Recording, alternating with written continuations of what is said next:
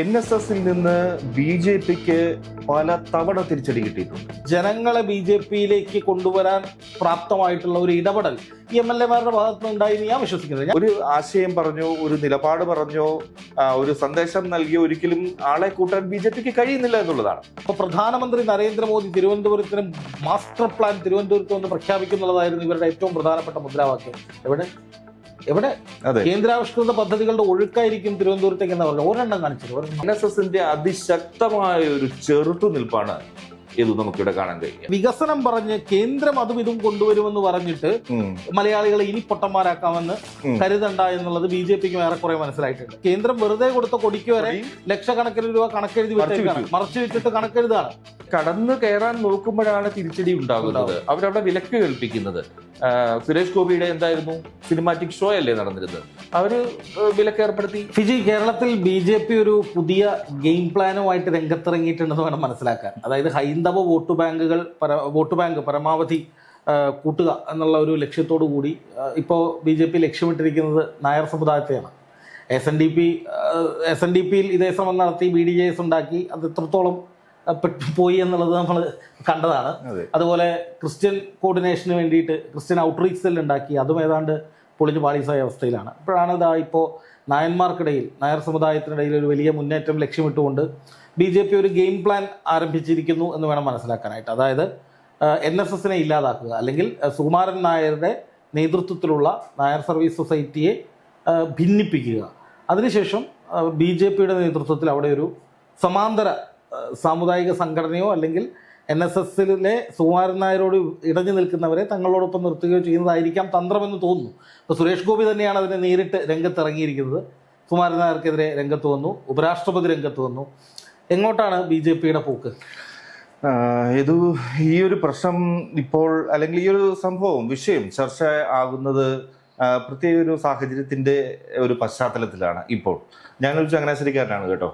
ഈ മന്നം സമാധിക്ക് മുന്നിലൂടെ പല ദിവസങ്ങളും അങ്ങോട്ടും ഇങ്ങോട്ടും ഒക്കെ പോകുന്ന ആളായിരുന്നു ഞാൻ. ഇപ്പോഴാണ് കുറച്ച് നാളായിട്ട് എറണാകുളത്ത് സെറ്റിലായിരിക്കുന്നത്. എപ്പോഴും അത് അടഞ്ഞു കിടക്കുന്നത് തന്നെയാണ് ഞാൻ കണ്ടിട്ടുള്ളത്. ഓക്കെ, കാരണം അവിടെ പ്രത്യേക ദിവസങ്ങളിൽ മാത്രം മന്നത്ത് പത്മനാഭന്റെ ശവകുടീരത്തിൽ അവിടെ പുഷ്പാർച്ചന നടക്കും. അതിന് പ്രത്യേക ദിവസങ്ങൾ ഉണ്ട്, അത് നിശ്ചയിച്ചിട്ടുണ്ട്. അത് ചെറുപ്പം മുതലേ ഞാൻ മനസ്സിലാക്കുന്ന ഒരു കാര്യമാണ്. ഇപ്പോൾ ഈ NSSന്റെ ഇപ്പോൾ ഈ ഒരു വിഷയം ചർച്ചയാകാനുള്ള കാരണം NSSൽ നിന്ന് BJPക്ക് പല തവണ തിരിച്ചടി കിട്ടിയിട്ടുണ്ട്. NSS ആസ്ഥാനത്ത് ചെന്ന BJP നേതാക്കൾക്ക് ഒക്കെ തിരിച്ചടി ലഭിച്ചിട്ടുണ്ട്. ഇവരൊക്കെ NSSനെ എങ്ങനെയും വരുതിയിലാക്കുക, കൈക്കലാക്കുക, സമുദായ നേതാക്കളെ കൈക്കലാക്കുക, അല്ലെങ്കിൽ സമുദായ അംഗങ്ങളെ കൈക്കലാക്കുക എന്നുള്ള ഉദ്ദേശത്തോടു കൂടിയൊക്കെ ചെന്നവർ തന്നെയാണ്. അപ്പോ ഇവിടെയൊക്കെ തിരിച്ചടി ലഭിച്ച സാഹചര്യത്തിൽ ഒരു പുതിയ തന്ത്രം, നേരത്തെ ഇത് പറഞ്ഞതുപോലെ, അപ്പോൾ എങ്ങനെയാണ് തിരിച്ചടി എന്ന് നമുക്ക് പറഞ്ഞു വരാം. ഒരു പുതിയ തന്ത്രം, അതായത് ഡൽഹിയിൽ മന്നത്ത് പത്മനാഭന്റെ ഒരു പ്രതിമ അനാച്ഛാദനം ചെയ്യുന്നു, അതും വൈസ് പ്രസിഡന്റ് CP രാധാകൃഷ്ണൻ. അപ്പോൾ ഇവിടെ ഏറ്റവും പ്രധാനപ്പെട്ട മന്നത്തിന്റെ കേന്ദ്രമായി കരുതുന്നത്, സമുദായത്തിന്റെ കേന്ദ്രമായി കരുതുന്നത് ചങ്ങനാശ്ശേരിയാണ്, പെരുന്നയാണ്. അപ്പോഴാണ് ഡൽഹിയിൽ ഒരു പ്രതിമ അനാച്ഛാദനം ചെയ്യുന്നത്.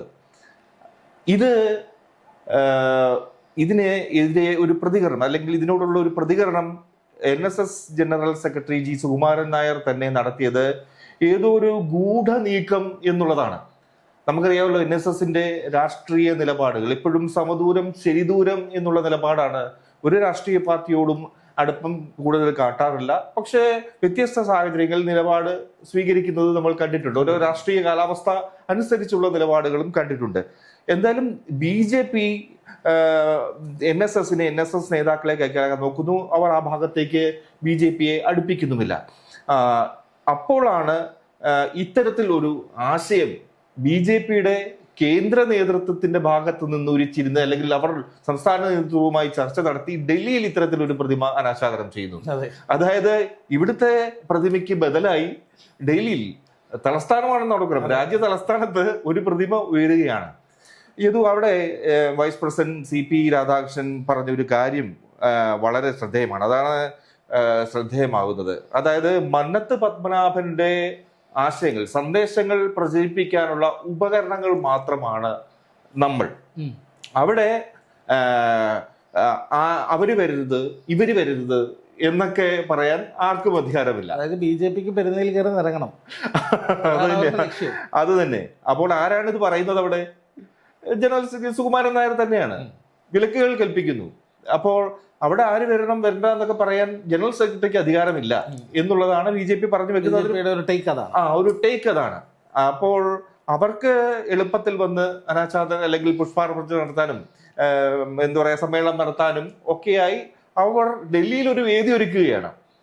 അതുവഴി എങ്ങനെ നായർ സമുദായത്തെ അങ്ങോട്ട് സമാന്തരമായി കൊണ്ടുപോകാൻ നോക്കും എന്നുള്ളതാണ് എനിക്ക് മനസ്സിലായത്. ഇതിനെന്താണ് ആ കാര്യത്തിൽ തോന്നുന്നത്? എനിക്ക് തോന്നുന്നത് ഇപ്പൊ ഇതിന് BJPക്ക് കേരളത്തിൽ ഒരു വോട്ട് ബാങ്ക് ക്രിയേറ്റ് ചെയ്യാൻ പലപ്പോഴും വലിയ തടസ്സമാകുന്നുണ്ട്. ഒരുപാട് തടസ്സങ്ങളുണ്ട്. അതിൽ ഏറ്റവും പ്രധാനപ്പെട്ടത് ഹൈന്ദവ വിഭാഗത്തിലെ ജനങ്ങൾ തന്നെ BJPയെ പടിക്ക് പുറത്ത് നിർത്തുന്നു എന്നുള്ളതാണ്. ഇപ്പോൾ BJP 3ാം ടേമിലാണ് കേന്ദ്രം ഭരിക്കുന്നത്. നിരവധി കേന്ദ്രമന്ത്രിമാർ നമുക്കുണ്ടായിട്ടുണ്ട്. പല കോർപ്പറേഷനുകളുടെയും ബോർഡുകളുടെയും ഒക്കെ തലപ്പത്തിരിക്കുന്നത് BJPയുടെ നേതാക്കളാണ്. പക്ഷേ ഇവിടെ കേരളത്തിൽ BJPയുടെ സിഗ്നേച്ചർ വെച്ചുകൊണ്ട് ജനങ്ങളെ BJPയിലേക്ക് അടുപ്പിക്കാൻ കഴിയുന്ന ഒന്നും തന്നെ അവർക്ക് വേണ്ട രീതിയിൽ ചെയ്യാൻ കഴിഞ്ഞിട്ടില്ല. ഇപ്പോഴും ഈ കമ്മ്യൂണിസ്റ്റ് പാർട്ടിയെ കുറ്റം പറയുന്നു, കോൺഗ്രസിനെ കുറ്റം പറയുന്നു, വർഗീയത പറയുന്നു എന്നതല്ലാതെ മലയാളികളുടെ പൊതുബോധത്തിനനുസരിച്ച്, മലയാളികളുടെ ചിന്താശേഷിക്കനുസരിച്ച് BJP എന്തെങ്കിലും ഒരു പ്ലാൻ കൊണ്ടുവന്ന് അങ്ങനെ BJPയിലേക്ക് ആളെ കൂട്ടാൻ BJPക്ക് ഇപ്പോഴും കഴിഞ്ഞില്ല. അതുകൊണ്ടാണ് ഇപ്പോഴും ഈ 15-14% നിൽക്കുന്നത്. പിന്നെ പലയിടങ്ങളിലും പല സ്ഥാനാർത്ഥികളും ജയിക്കുന്നതായാലും വോട്ട് ബാങ്ക് വർദ്ധിക്കുന്നതായാലും സ്ഥാനാർത്ഥികളുടെ മികവുകൊണ്ടാണ്. ഇപ്പൊ തൃശ്ശൂർ സുരേഷ് ഗോപി ജയിച്ചത് BJPയുടെ കഴിവായിട്ട് നമുക്ക് പറയാൻ പറ്റില്ല. ആ സുരേഷ് ഗോപി വ്യക്തിപരമായി സമാഹരിച്ച വോട്ടുകളുടെ മെച്ചം തന്നെയാണ് അതിലുള്ളത്. ഇപ്പോ കഴിഞ്ഞ നിയമസഭാ തെരഞ്ഞെടുപ്പിൽ ഇപ്പോ തിരുവനന്തപുരത്തും അതുപോലെ മൂന്ന് മണ്ഡലങ്ങളിൽ BJP ജയിച്ചത് BJPയുടെ ഗ്രൗണ്ട് വർക്കിന്റെ അടിസ്ഥാനത്തിൽ തന്നെയാണ്. പക്ഷെ അവിടെയും ഈ പറയുന്നത് പോലെ അവർ നിയമസഭയിലേക്ക് വന്നതിന് ശേഷം ഏതെങ്കിലും തരത്തിൽ ജനങ്ങളെ BJPയിലേക്ക് കൊണ്ടുവരാൻ പ്രാപ്തമായിട്ടുള്ള ഒരു ഇടപെടൽ ഈ MLA-മാരുടെ ഭാഗത്ത് നിന്ന് ഉണ്ടായി ഞാൻ വിശ്വസിക്കുന്നത്. ഞാൻ ശരിക്കും പറഞ്ഞാൽ BJPയുടെ MLA-മാർ സഭയിൽ വരുമ്പോൾ അവരായിരിക്കും താരങ്ങളെന്നാണ് ഞാൻ വിചാരിച്ചത്. കാരണം ഒരു ഗംഭീര പ്രകടനം, ഭരണപക്ഷത്തെ വലിച്ചു കീറി ഒട്ടിക്കുന്നു, പ്രതിപക്ഷത്തെ നിഷ്പ്രഭമാക്കുന്നു, 3 പേര് സിനിമാറ്റിക് പെർഫോമൻസ് നിയമസഭയിൽ നടത്തുമെന്നൊക്കെയാണ് BJPയുടെ തള്ളു വെച്ച് ഞാൻ പ്രതീക്ഷിച്ചത്. പക്ഷെ ഈ 3 പേരും പഞ്ചപാവങ്ങളായിട്ട് മൂലക്കിരിക്കുന്നതാണ് നമ്മൾ കാണുന്നത്. അതുപോലെ തിരുവനന്തപുരം കോർപ്പറേഷൻ VV രാജേഷ് പൊരുതി നേടിയ വിജയം എന്നൊക്കെ പറയാം, അവരങ്ങനെ പറയുന്നുണ്ട്. പക്ഷെ ഒരു വിമതന്റെ സഹായത്തോടു കൂടി നേടിയ ഒരു ജസ്റ്റ് പാസ്സാണത്. പക്ഷെ എങ്കിൽ പോലും BJP വർക്ക് ചെയ്തിട്ടുണ്ട്. അവിടെയാണെങ്കിൽ പോലും ഇപ്പൊ പ്രധാനമന്ത്രി നരേന്ദ്രമോദി തിരുവനന്തപുരത്തിന് മാസ്റ്റർ പ്ലാൻ തിരുവനന്തപുരത്ത് ഒന്ന് പ്രഖ്യാപിക്കുന്നുള്ളതായിരുന്നു ഇവരുടെ ഏറ്റവും പ്രധാനപ്പെട്ട മുദ്രാവാക്യം. എവിടെ കേന്ദ്രാവിഷ്കൃത പദ്ധതികളുടെ ഒഴുക്കായിരിക്കും തിരുവനന്തപുരത്തേക്ക് എന്ന് പറഞ്ഞാൽ ഒരെണ്ണം കാണിച്ചത്, ഒരെണ്ണം പറച്ചിലുണ്ട്, പറയും കുടിവെള്ള പദ്ധതി കേന്ദ്രം തരും, അത് തരും, ഇത് എയിംസ് തരും, അത് തരും, ഇത് പറയും. പക്ഷേ മറ്റ് സംസ്ഥാനങ്ങളുമായി തട്ടിച്ചു നോക്കുമ്പോൾ അതിൻ്റെ 7 അയലത്തേക്ക് കേരളത്തിലെ ഈ ഭരണ സ്വാധീനം വെച്ചിട്ട് BJPക്കാർക്ക് ഒരു പദ്ധതി കേന്ദ്രത്തിൽ നിന്ന് കൊണ്ടുവരാൻ കഴിഞ്ഞിട്ടില്ല എന്നാണ് ഞാൻ വിശ്വസിക്കുന്നത്. എയിംസ് തന്നെ വലിയ ഉദാഹരണമാണ്. ഇപ്പോൾ സുരേഷ് ഗോപി നോക്കുക, തൃശ്ശൂരിനൊരു കേന്ദ്രമന്ത്രി എന്ന് പറഞ്ഞുകൊണ്ടാണ്, ഞാൻ ആ മണ്ഡലത്തിലുള്ള ആളായതുകൊണ്ടാണ് പറയുന്നത്, അതുകൂടി ചേർത്താണ് പറയുന്നത്. കേരളത്തിനൊരു കേന്ദ്രമന്ത്രി, തൃശ്ശൂരിനൊരു കേന്ദ്രമന്ത്രി എന്നുള്ളതായിരുന്നു തെരഞ്ഞെടുപ്പ് കാലത്ത് സുരേഷ് ഗോപി ഉപയോഗിച്ച മുദ്രാവാക്യം. എന്നിട്ട് വന്നിട്ട് 2 ബജറ്റുകൾ കഴിഞ്ഞു, 2-3 ബജറ്റ്, കേന്ദ്ര ബജറ്റ്, ഈ സമയങ്ങളിലൊക്കെ കേരളത്തിന് കടുത്ത അവഗണന. ഇതേപ്പറ്റി കേരളത്തിലെ മറ്റ് MP-മാർ ചോദിക്കുമ്പോൾ സുരേഷ് ഗോപി എന്തോ ഗോഷ്ടി കാണിക്കുകയാണ്. ഇത് ജനങ്ങൾ ലൈവായിട്ട് കാണല്ലേ. അപ്പോ ഇങ്ങനെ വികസനം പറഞ്ഞ് കേന്ദ്രം അതും ഇതും കൊണ്ടുവരുമെന്ന് പറഞ്ഞിട്ട് മലയാളികളെ ഇനി പൊട്ടന്മാരാക്കാമെന്ന് കരുതണ്ട എന്നുള്ളത് BJPക്ക് ഏറെക്കുറെ മനസ്സിലായിട്ടുണ്ട്. പിന്നെ BJPയുടെ ഗ്രൂപ്പിസം അത് അതിശക്തമാണ്. ഇപ്പൊ BJPയുടെ അതായത് കേന്ദ്രം വെറുതെ കൊടുത്ത കൊടിക്ക് വരെ ലക്ഷക്കണക്കിന് രൂപ കണക്കെഴുതി വിട്ടേക്കാണ്, മറച്ചു വിട്ടിട്ട് കണക്കെഴുതാണ്. അങ്ങനെ അപ്പോ ഈ നേതാക്കൾ ഒരുപാട് പേര് ഈ കേന്ദ്രം കൊടുത്തിട്ടുള്ള BJP കേന്ദ്ര നേതൃത്വം കൊടുത്തിട്ടുള്ള ഈ ആനുകൂല്യങ്ങൾ അല്ലെങ്കിൽ ഫണ്ട് വെട്ടിച്ചിട്ടുണ്ട്. അതുപോലെ തന്നെ ഈ ജനപ്രതിനിധികളെ കൊണ്ട് കാര്യമായിട്ടൊന്നും നടക്കുന്നില്ല എന്ന് BJPയോട് അനുഭാവമുള്ളവർ പോലും തിരിച്ചറിയാണ്. അപ്പൊ പിന്നെ ഇവിടെ എന്ത് പയറ്റിയിട്ടാണ് ആളെ കൂട്ടുക? അത് വർഗീയത തന്നെയാണ്. അല്ലെങ്കിൽ ഈ ജാതീയത, വർഗീയത അതിങ്ങനെ ആളി കത്തിച്ചിട്ട് ആളെ കൂട്ടുക എന്നുള്ളതാണ് ആകെ. പക്ഷെ ആ തന്ത്രം വിജയിക്കുന്നില്ല എന്നാണ് നമുക്ക് ഇപ്പോഴും മനസ്സിലാകുന്നത്. BDJS പൊട്ടി. ഇപ്പൊ അതിൽ തന്നെ ഈ മുസ്ലിം വിരുദ്ധത ആളിക്കത്തിച്ച് ക്രിസ്ത്യാനികളെ കൂടെ കൂട്ടാൻ ഈ PC ജോർജിനെ ഇറക്കിയിട്ട് നാർക്കോട്ടിക് ജിഹാദ്, ഹലാൽ ജിഹാദ്, മറ്റേ ജിഹാദ് എന്നൊക്കെ പറഞ്ഞ് വലിയ പ്രചാരണമായിരുന്നു. പക്ഷെ ഒടുവിൽ എന്ത് സംഭവിച്ചു? ഈ FCRA നിയമം അടക്കമുള്ള വിഷയങ്ങൾ വരികയും കത്തോലിക്ക സഭയിലെ മെത്രാന്മാരുൾപ്പെടെ BJPക്കെതിരെ തിരിയുകയും PC ജോർജ് മെത്രാന്മാരെ ചീത്ത വിളിക്കുകയും ദീപിക പത്രത്തെ അധിക്ഷേപിക്കുകയും ചെയ്തതോടുകൂടി കേരളത്തിലെ ക്രിസ്ത്യാനികൾക്ക് ഒരു കാര്യം മനസ്സിലായി. ഇത്രയും കാലം ഇവന്മാർ കാണിച്ച സ്നേഹം വോട്ട് ബാങ്കിന് വേണ്ടിയിട്ടായിരുന്നു. അപ്പം ഒരിടത്തും നിൽക്കക്കള്ളിയില്ല. BDJS തുടങ്ങിയിട്ട് എന്താ സംഭവിച്ചത് നമുക്കറിയാം. പൊളിഞ്ഞ് പാളീസായി പോയി എന്ന് മാത്രമല്ല, മകൻ BJPയുടെ കൂടെ, അച്ഛൻ CPMന്റെ കൂടെ. അതൊരു ഒരു മൊത്തത്തിലൊരു പൊരുത്തക്കേടാണ്, മൊത്തത്തിലൊരു ശരികേടുണ്ട്. അപ്പൊ അത് മറ്റുള്ളവരെയൊക്കെ BJP പറ്റിക്കുകയാണെങ്കിൽ ഇവർ BJPയെ പറ്റിച്ചുകൊണ്ടിരിക്കുകയാണെന്നാണ് ഞാൻ മനസ്സിലാക്കുന്നത്. നമ്മൾ ഈ SNDPയുടെ കാര്യം പറയുമ്പോൾ നമുക്ക് വളരെ ശ്രദ്ധേയമായ ഒരു കാര്യമുണ്ട്. SNDPനെ കൂടെ ചേർക്കാൻ BJP കിണഞ്ഞു പരിശ്രമിച്ചിരുന്നു. പക്ഷേ അതിന്റെ ഭാഗമായിട്ടാണ് ഇത് ഓർക്കുന്നുണ്ടാവും, ശിവഗിരി മഠത്തിൽ വർക്കലയിലുണ്ടായ ഒരു പോലീസ് നടപടിയും AK ആന്റണിയുടെ ഭരണകാലത്താണ്, മുഖ്യമന്ത്രിയായിരിക്കുന്ന സമയത്താണ്. അവിടെ പ്രകാശാനന്ദ അല്ലെങ്കിൽ ആ സ്വാമിമാരെ തമ്മിലടിപ്പിച്ച് പ്രശ്നങ്ങൾ ഉണ്ടാക്കി അവിടെ പോലീസ് നടപടിയിലൊക്കെ കലാശിച്ചു. അതിൽ ഒക്കെ BJPയുടെ ഒരു ഇടപെടൽ ശക്തമായിരുന്നു എന്നാണ് മനസ്സിലാക്കാൻ കഴിഞ്ഞത്. SNDPയെ BJPയുടെ ഒപ്പം ചേർക്കുക അല്ലെങ്കിൽ അതിലൊരു വിഭാഗത്തെ ചേർക്കുക എന്നുള്ളൊക്കെ ലക്ഷ്യങ്ങൾ അതിലുണ്ടായിരുന്നു എന്നുള്ളതാണ്. ഇപ്പോൾ നമ്മൾ നേരത്തെ പറഞ്ഞു വന്നത് ഈ SNDPയെ പിടിക്കാനുള്ള ശ്രമം അത്തരത്തിൽ നടക്കാതെ പോയതുകൊണ്ടാണ് പിന്നെ BDJSലേക്ക് ഒരു രാഷ്ട്രീയ പാർട്ടി രൂപീകരിച്ച് കൊണ്ടുവന്നു. അതും വേണ്ട വിധത്തിൽ ഫലം കണ്ടിട്ടില്ല. ഇപ്പോൾ നായർ സമുദായത്തെ പിടിക്കാൻ നോക്കുന്നു. അതിനുള്ള തന്ത്രം വളഞ്ഞ വഴിയാണിത്. പക്ഷേ ഇപ്പോൾ നായർ സർവീസ് സൊസൈറ്റിയെ സംബന്ധിച്ച് അവർക്കൊരു വ്യക്തമായ കാഴ്ചപ്പാടുണ്ട്. ഒരു രാഷ്ട്രീയം എന്ന് പറയാൻ പറ്റില്ല, പക്ഷേ ഒരു കാഴ്ചപ്പാടുണ്ട്. എല്ലാ രാഷ്ട്രീയ പാർട്ടികളോടും അകലം പാലിക്കുക, എന്നാൽ അവർ കൃത്യമായി വോട്ട് ആർക്ക് ചെയ്യണം എന്നവർ തീരുമാനിക്കും. അത് തന്നെയാണ് ഇപ്പോൾ. നേരത്തെ നമുക്കറിയാം എന്തുകൊണ്ടാണ് ഈ NSSനോട് ഇത്ര ഒരു കലിപ്പ്, നമ്മുടെ നാട്ടുഭാഷയിൽ പറഞ്ഞ കലിപ്പ് തോന്നുന്ന ഒരു കാര്യം. അന്ന് വർഷങ്ങൾക്ക് മുമ്പ് 2015 തോന്നുന്നു, BJPയുടെ NSSന്റെ ബജറ്റ് സമ്മേളനം നടക്കുമ്പോൾ സുരേഷ് ഗോപി സിനിമാറ്റിക് സ്റ്റൈലിൽ അവിടെ പ്രത്യക്ഷനാകുന്നു. സുകുമാരൻ നായരെ കാണണമെന്ന് പറയുന്നു, ജനറൽ സെക്രട്ടറിയെ കാണണമെന്ന് പറയുന്നു. അതെ, ജനറൽ സെക്രട്ടറിയെ കാണണമെന്ന് പറയുന്നു, സമാധിയിൽ പുഷ്പാർച്ചന നടത്തണം എന്ന് പറയുന്നു. പക്ഷേ ബജറ്റ് സമ്മേളനം നടക്കുകയാണ്. എനിക്കറിയാം ചങ്ങനാശ്ശേരിയിലെ ഏറ്റവും കൂടുതൽ ക്യാമറകളും മൈക്കുകളും ഒക്കെ എത്തുന്നത് ആ ദിവസമാണ്. പ്രത്യേകിച്ച് അല്ലാത്ത ദിവസങ്ങളിൽ അവിടെ ഏറെക്കുറെ ശൂന്യമാണ്. സുകുമാരൻ നായരുടെ അല്ലെങ്കിൽ ജനറൽ സെക്രട്ടറിയുടെ ഒരു പ്രസ്താവനകളൊക്കെ ഇറങ്ങുക മാത്രമേ ഉള്ളൂ. പക്ഷേ ടെലിവിഷൻ ക്യാമറകൾ, ചാനൽ ക്യാമറകളെല്ലാം നിറഞ്ഞു നിൽക്കുന്ന ഒരു സമയത്ത് ഞാനപ്പോൾ വാർത്താ അവതരണത്തിൽ ലൈവിലായിരുന്നു. അപ്പോഴാണ് ഈ ബജറ്റ് സമ്മേളനം ഒക്കെ തത്സമയം പൊയ്ക്കൊണ്ടിരിക്കുമ്പോഴാണ് ഈ ഒരു സുരേഷ് ഗോപിയുടെ എൻട്രി ഒക്കെ വരുന്നത്. എന്തു പറയാ, അദ്ദേഹത്തെ അവിടെ നിന്ന് പുറത്താക്കി എന്ന് വേണം കരുതാൻ. അനുമതി നിഷേധിച്ചു. അത്തരത്തിലൊരു ഡയലോഗൊക്കെ അവിടെ ഉണ്ടായി, സംഭവിച്ചു. പിന്നെ അത് സുരേഷ് ഗോപിക്ക് വലിയ തിരിച്ചടിയായി. അന്ന് എണ്ണി വെച്ചതായിരിക്കും, അന്ന് എണ്ണി വെച്ചതാണ്. അതാണ് ഈ അടുത്ത ദിവസം സുരേഷ് ഗോപി പറഞ്ഞത്, NSSൽ ഒരു ശുദ്ധീകരണം ആവശ്യമാണ്, അവർ NSS ശുദ്ധീകരിക്കണം, അല്ലെങ്കിൽ അവർ സ്വയം ശുദ്ധീകരിക്കപ്പെടണം എന്നൊക്കെ ഈ പ്രതിമാനാച്ഛാദനത്തോട് ബന്ധപ്പെട്ട് പറഞ്ഞത്. അപ്പോൾ അതിനുശേഷം ബംഗാൾ ഗവർണറായിരുന്ന CB ആനന്ദബോസ് അദ്ദേഹം അവിടെ വന്നപ്പോഴും ഇതുപോലെ തന്നെ പ്രവേശനം നിഷേധിച്ചു ആസ്ഥാനത്ത്. പിന്നെ രാജീവ് ചന്ദ്രശേഖർ ഇപ്പോൾ റീസെന്റ് ആയിട്ട് സംസ്ഥാന പ്രസിഡന്റ് ആയ ശേഷം അവിടെ പ്രതിമ അല്ലെങ്കിൽ മന്നത്ത് സമാധിയിൽ എത്തിയിട്ട് അദ്ദേഹം പുറത്തു നിന്ന് പുഷ്പാർച്ചന നടത്തി വണങ്ങി പോവുക മാത്രമാണ് ചെയ്തത്. അദ്ദേഹത്തിന് അവിടെ പ്രവേശിക്കാൻ കഴിഞ്ഞില്ല എന്നാണ് ഞാൻ മനസ്സിലാക്കുന്നത്. പിന്നെയാണ് ഈ vice president CP Radhakrishnan Changanassery SB കോളേജിൽ ഒരു പരിപാടിയിൽ പങ്കെടുക്കാനായി, ജൂബിലി പരിപാടിയിൽ പങ്കെടുക്കാനായി വന്നു. അപ്പോൾ ഹെലികോപ്റ്റർ ലാൻഡ് ചെയ്തത് NSSന്റെ ഗ്രൗണ്ടിലാണ്. അപ്പോൾ അദ്ദേഹത്തിന് ഒരു മന്നത്ത് സമാധിയോട് ചേർന്ന് തന്നെയാണല്ലോ. അപ്പൊ അദ്ദേഹം തീരുമാനിക്കുകയാണ് അവിടെ പുഷ്പാർച്ചന നടത്തണം. പക്ഷെ അദ്ദേഹത്തിന്റെ ഷെഡ്യൂളൊക്കെ മാറ്റുന്നു പെട്ടെന്ന്. പക്ഷേ അവിടെ NSS ആസ്ഥാനത്തു നിന്ന് അതിന് അനുമതി കിട്ടിയില്ല. എങ്ങനെ കലിപ്പുണ്ടാകാതിരിക്കും? അദ്ദേഹം തമിഴ്നാട്ടിലെ ഒരു പ്രമുഖ BJP നേതാവ് കൂടിയാണ്, ഉപരാഷ്ട്രപതിയാണ്. അവർക്ക് പ്രത്യേക അധികാരങ്ങളൊരു രാഷ്ട്രീയക്കാരൻ എന്ന് പറയാൻ പറ്റില്ല. പക്ഷേ അതിന് NSS ആസ്ഥാനത്തു നിന്നൊക്കെ ലഭിച്ച ഒരു മറുപടി എന്ന് പറഞ്ഞാൽ ഫെബ്രുവരി നിയമസഭാ തെരഞ്ഞെടുപ്പ് നടക്കുന്ന ഒരു സമയമായിരുന്നു. അങ്ങനെ ആ അവസരത്തിൽ ഇപ്പോൾ ഉപരാഷ്ട്രപതി ആയാലും അത്തരത്തിലൊരു സന്ദർശനം നടത്തുമ്പോൾ അത് ചില തെറ്റായ സന്ദേശങ്ങൾ പുറത്തുവിടും എന്നുള്ള കാര്യത്തിലാണ് അന്ന് അവിടെ അനുമതി ലഭിക്കാതെ പോയത്. ഈ കാരണങ്ങളൊക്കെ കൊണ്ട് തന്നെയാണ് ഇത്തരത്തിൽ ഒരു ബദൽ മാർഗം BJP തേടുന്നത്.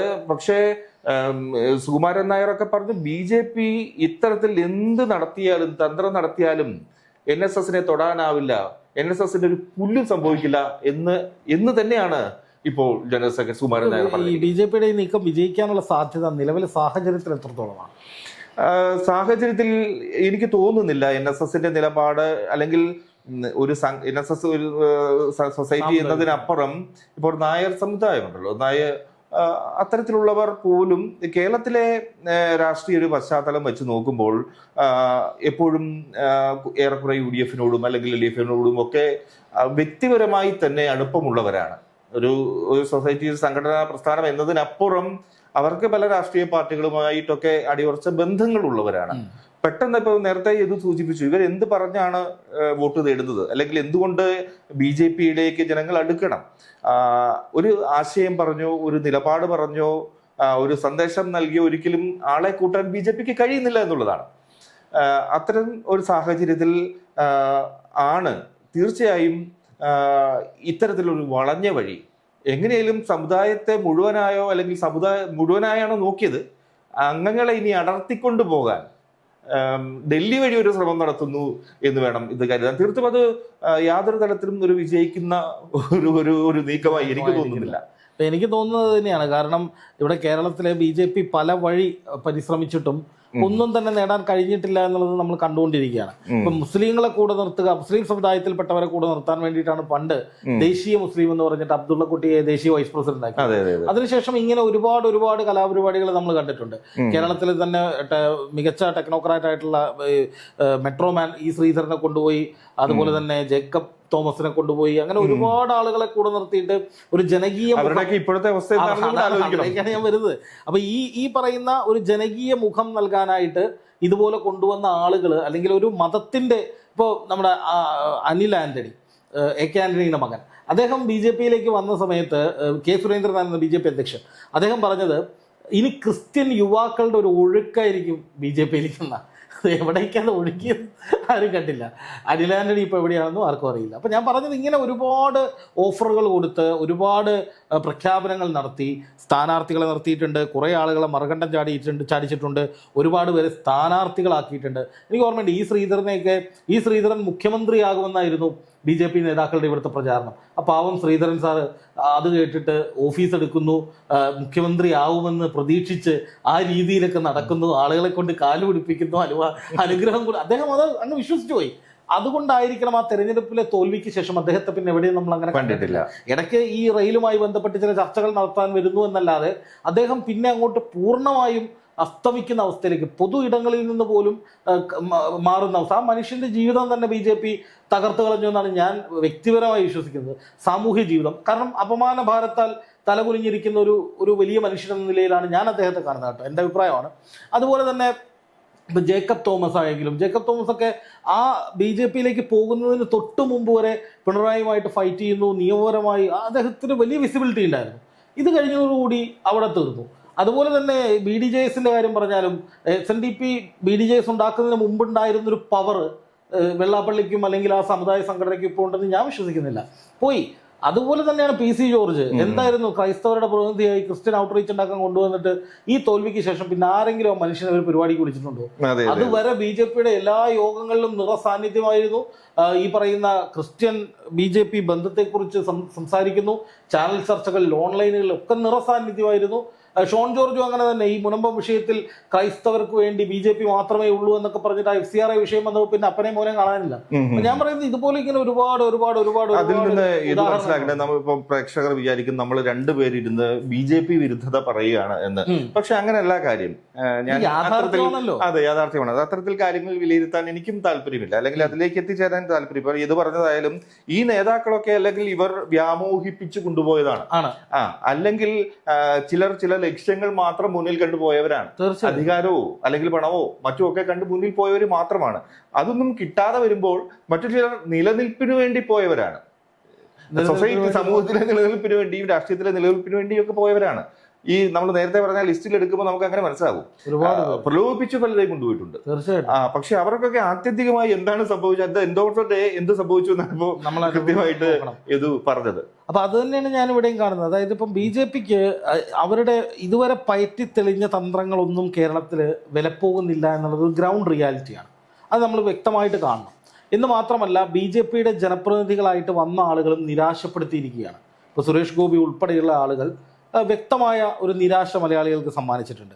അപ്പോൾ അതുകൊണ്ട് തന്നെ BJP ഇപ്പോൾ നായർ സമുദായത്തോട് അല്ലെങ്കിൽ NSSൽ ഒരു സ്പ്ലിറ്റ് ഉണ്ടാക്കിയിട്ട് മറ്റൊരു പുതിയ സമാന്തര സംഘടന ഉണ്ടാക്കാമെന്ന് പറഞ്ഞാലും ഈ അനുഭവങ്ങളൊക്കെ മുന്നിൽ നിൽക്കുന്ന സാഹചര്യത്തിൽ മലയാളികൾ എത്രത്തോളം അല്ലെങ്കിൽ നായർ സമുദായത്തിൽ നിന്നുള്ളവർ എത്രത്തോളം അതിനോട് ആഭിമുഖ്യം കാണിക്കുമെന്നൊരു സംശയം ഉണ്ടെന്ന് പറഞ്ഞു കഴിഞ്ഞാൽ ചിലപ്പോ എനിക്ക് തോന്നുന്നില്ല. ഇപ്പോൾ നായർ സമുദായത്തെ സംബന്ധിച്ച് ഞാൻ ചങ്ങനാശ്ശേരിക്കാരനായതുകൊണ്ടുകൂടെ പറയാണ്, വളരെ അഭ്യസ്ത വിദ്യരായവരാണ്, വളരെ പുരോഗമനമായി ചിന്തിക്കുന്ന ആൾക്കാരാണ്.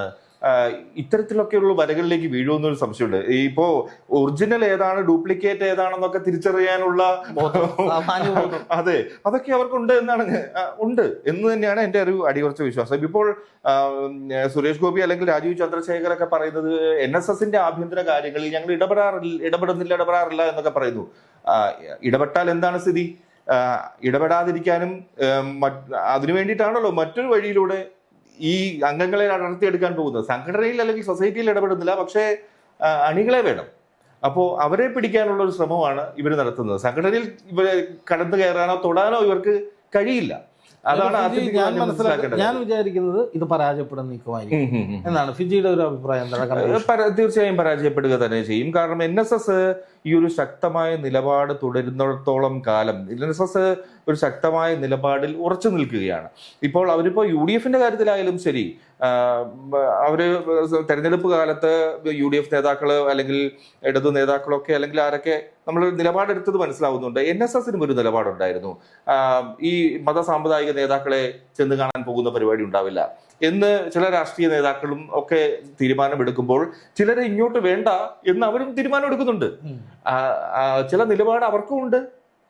NSSനും അക്കാര്യത്തിൽ വ്യക്തമായ നിലപാടുണ്ട്. അവരാ നിലപാട് തുടർന്ന് ഇരിക്കുന്നിടത്തോളം കാലം ഇതിൽ മറ്റാർക്കും, ഇപ്പോൾ BJPക്കാവട്ടെ UDFനാകട്ടെ LDFനാകട്ടെ ഒരു പാർട്ടിക്കും, അപ്പൊ ഇത്തരത്തിൽ തുറന്നു പറയാമല്ലോ, നമ്മൾ BJP വിരുദ്ധത പറയുന്നല്ല, ഒരു പാർട്ടിക്കും NSSൽ അടുക്കാൻ പറ്റില്ല എന്നുള്ളതാണ് വസ്തുത. പക്ഷെ അവർ ആ രാഷ്ട്രീയ സാഹചര്യവും തെരഞ്ഞെടുപ്പ് സാഹചര്യം അനുസരിച്ച് അവർ വോട്ട് ചെയ്യും. അല്ല, അതേസമയം തന്നെ മറ്റു പാർട്ടികൾ ആരും NSSനെ ഇതുപോലെ ആക്ഷേപിച്ചിട്ടില്ല, കടന്നു കയറാൻ ശ്രമിച്ചിട്ടുമില്ല എന്നുള്ളതാണ് BJP കുറിച്ച് നമ്മൾ പറയാനുണ്ടായ സാഹചര്യം ഉണ്ടായി നമ്മൾ മനസ്സിലാക്കും. അതെ അതെ, ഇത് കടന്നു കയറാൻ നോക്കുമ്പോഴാണ് തിരിച്ചടി ഉണ്ടാകുന്നത്. അവരവിടെ വിലക്ക് കൽപ്പിക്കുന്നത്. സുരേഷ് ഗോപിയുടെ എന്തായിരുന്നു സിനിമാറ്റിക് ഷോ അല്ലേ നടന്നിരുന്നത്, അവര് വിലക്ക് ഏർപ്പെടുത്തി. അതുപോലെ തന്നെ മറ്റു പലരും വന്നത് ഇത് തുറന്നു കൊടുക്കുക എന്ന് പറഞ്ഞു കഴിഞ്ഞാൽ എന്താ പറയാ, ഞാൻ പറഞ്ഞില്ല, പ്രത്യേക ദിവസങ്ങളിൽ മാത്രമാണിത്. രാജ്യത്ത് എത്രയോ VIPകളുണ്ട്, VVIPകളുണ്ട്. ഇവരൊക്കെ സന്ദർശനം അവിടേക്ക് അനുദിനം മാറ്റിക്കഴിഞ്ഞാൽ, പുഷ്പാർച്ചന മാറ്റിക്കഴിഞ്ഞാൽ ഇത് തുറന്നു കൊടുത്തോണ്ടേയിരിക്കും. അതാണ് അവരുടെ ഇതെന്തിനാണ് മന്നത്ത് പത്മനാഭന്റെ സമാധി അടഞ്ഞിടക്കുന്നത്, ഇതെല്ലാവർക്കുമായി തുറന്നു കൊടുക്കണം എന്നുള്ള ആവശ്യമൊക്കെയാണ് ഉന്നയിക്കുന്നത്. പക്ഷേ അവരതങ്ങനെ പരിപാലിക്കുന്നതാണ്, അവരങ്ങനെ കാത്തു സൂക്ഷിക്കുന്നതാണ്. അതങ്ങനെ തുടരട്ടെ, അതവരുടെ തീരുമാനമാണ്. എന്തായാലും അക്കാര്യത്തിൽ ഇടപെടാൻ പറ്റില്ല. നമ്മളിപ്പോ കാണേണ്ടത് ഇക്കാര്യത്തിൽ ഇപ്പോ BJPയെ അകറ്റി നിർത്തുന്നു, ഒപ്പം മന്നത്ത് പത്മനാഭനെ കൂടുതൽ സംരക്ഷിക്കാൻ നോക്കുന്നു എന്നുള്ളതാണ്. വളരെ NSSന്റെ അതിശക്തമായ ഒരു ചെറുത്തുനിൽപ്പാണ് ഇത് നമുക്കിവിടെ കാണാൻ കഴിയുക.